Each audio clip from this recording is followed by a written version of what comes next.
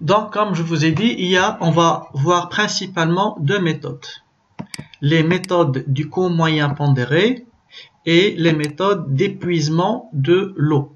On commence par les méthodes du coût moyen pondéré. Ces méthodes-là se divisent en deux, lesquelles on a le CMUP ou bien le coût moyen unitaire pondéré de fin de période et on a le coût moyen unitaire pondéré après chaque entrée.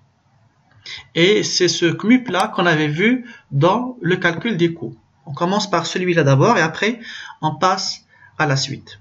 Donc soit on dit d'abord CMUP de fin de période ou bien CMUP avec cumul du stock initial. C'est la même chose. Donc pour cela, on passe par un exemple. Donc là, on a un exemple très simple, voilà, dans lequel on a un stock initial. Donc le stock initial et les mouvements de stock concernant la marchandise M sont les suivants. Donc le 1er janvier, on a un stock initial. Donc c'est le lot numéro 65. Le lot, c'est une partie du stock. Un lot de 5000 kg à 10 dirhams le kilo. Le 3 janvier, on a des sorties de 2500. Le 12 janvier, on a une entrée de 6000 kg à 12 dirhams le kilo. Et le 28 janvier, on a une sortie de 3000 kg. Donc là, on vous demande bien sûr d'établir le compte d'inventaire permanent.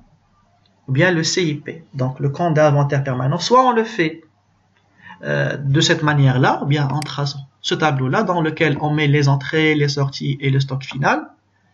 Ou bien, on peut le faire aussi comme ce qu'on avait fait au niveau des coûts. Comment? En le divisant en deux colonnes.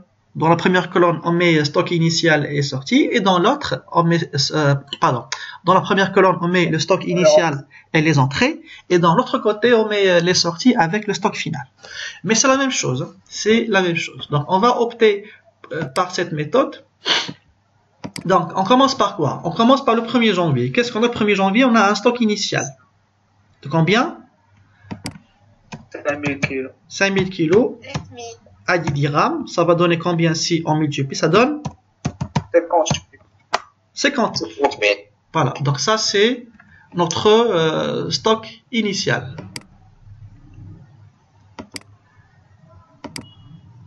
Ensuite, je continue. Donc, on n'a pas de sortie.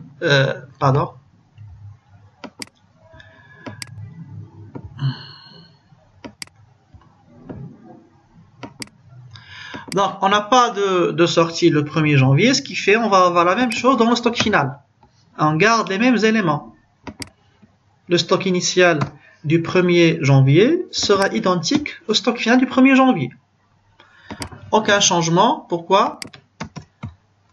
Parce qu'on n'a pas de sortie entre les deux. Est-ce que c'est bon pour cette première ligne? On met toujours le stock initial. 5000 fois 10, ça donne 50 000. Et on reporte le même montant ici dans le stock final. Après, on passe aux sorties. Le 3 janvier, on a une sortie. Oui.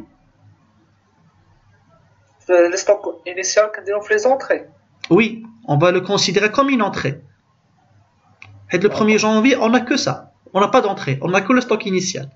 Donc, on considère comme si on a une entrée. C'est bon? Donc, on reporte toujours le stock initial, on le met ici. Après, on le reporte dans le stock final. C'est notre stock au début du mois. Après, le 3 janvier, on a une sortie. On a une sortie de 2500. Donc, on va venir ici au niveau de la colonne des sorties. On va mettre les 2500. Les 2500, qu'on va faire sortir du stock, à quel prix unitaire vont sortir? Quel est le prix unitaire de cette sortie? 10 dirhams. 10 dirhams. Pourquoi 10 dirhams? Parce qu'on fait sortir 2500 d'où? Du stock de 5000. On خرج 2500. Voilà, on خرج 2500 منين؟ من الستوك اللي عندي un seul stock. ستوك ديال 5000 درهم ب 10 درهم le kilo. On خرج donc 2500 من هذا الستوك هذا. Donc, toujours si vous avez un seul stock, là vous mettez le même prix unitaire que vous avez ici. 10, 10. Après, je multiplie 2500 par 10. Ça va donner 25 000. Ensuite, une fois j'ai effectué cette sortie, combien il me reste dans le stock final le 3 janvier? 2500. 2500, pourquoi 5000 moins 2500. J'avais 5000 dans le stock final, le 1er janvier, moins les sorties, moins 2500. Donc, il me reste 2500 dans le stock final. Toujours à 10 dirhams, parce que c'est le stock de 5000. خرجت منه 2500, غتبقى فيه 2500 à 10 dirhams.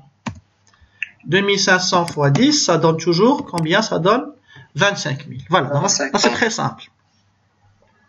Mais si vous avez le CMUP de fin de période, seulement dans cette méthode, on peut chercher que la quantité.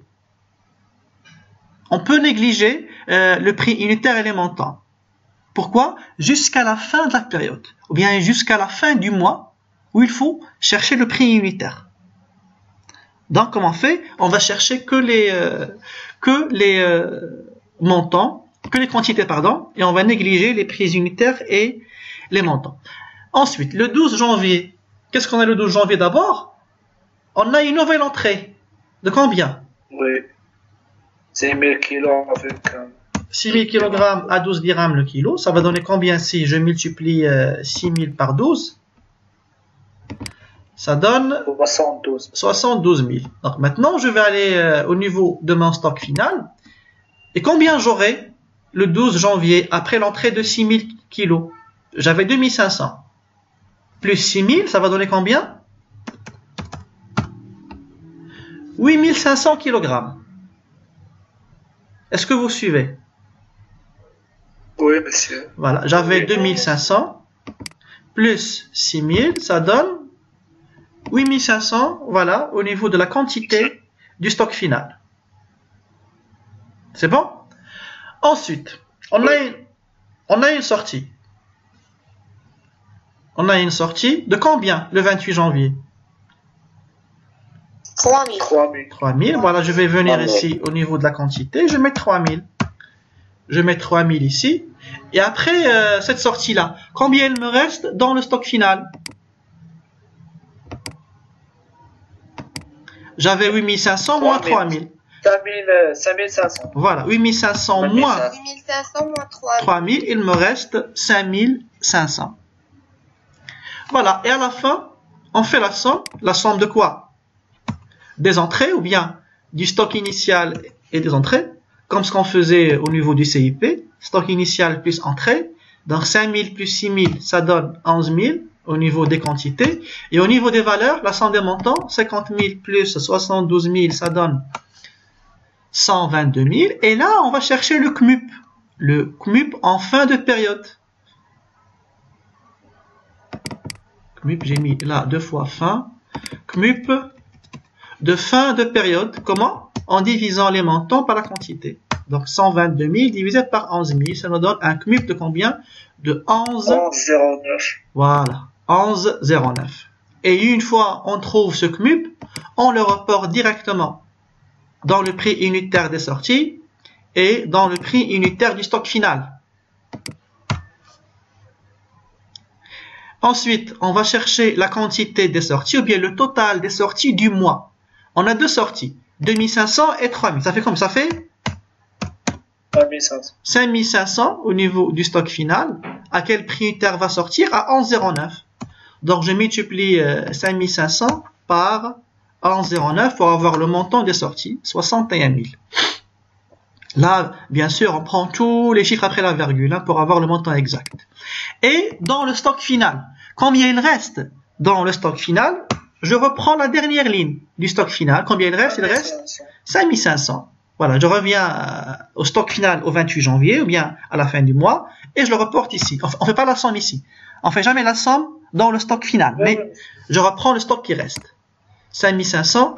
Après, je prends 5500 et je vais la multiplier par 11,09. Voilà pour avoir le montant de mon stock final. Et voilà. Voilà donc le CMUP. Il est équilibré. Comment on fait pour vérifier? 11 000 moins 5500. Les stocks final. Oui. Oui, ou bien entrée. Entrée moins sortie égale stock final. Oui, monsieur. En quantité ou bien en valeur. En valeur aussi, 122 000 moins 61 000 égale à combien? 61 000. Voilà, donc c'est très simple. C'est très simple. le CMUP de fin de période est très simple. On attend jusqu'à la fin du mois, ou bien au moment où on va chercher le total. Voilà comment on va faire, et on va diviser le montant par la quantité. Montant de quoi? Stock initial et entrée en valeur, divisé par quoi? Stock initial et entrée en quantité. On met le CMUP ici, voilà, c'est le prix unitaire. On le reporte après dans le prix unitaire des sorties et du stock final. Après, on fait la somme de nos sorties et on va les multiplier par ce CMUP qu'on vient de trouver.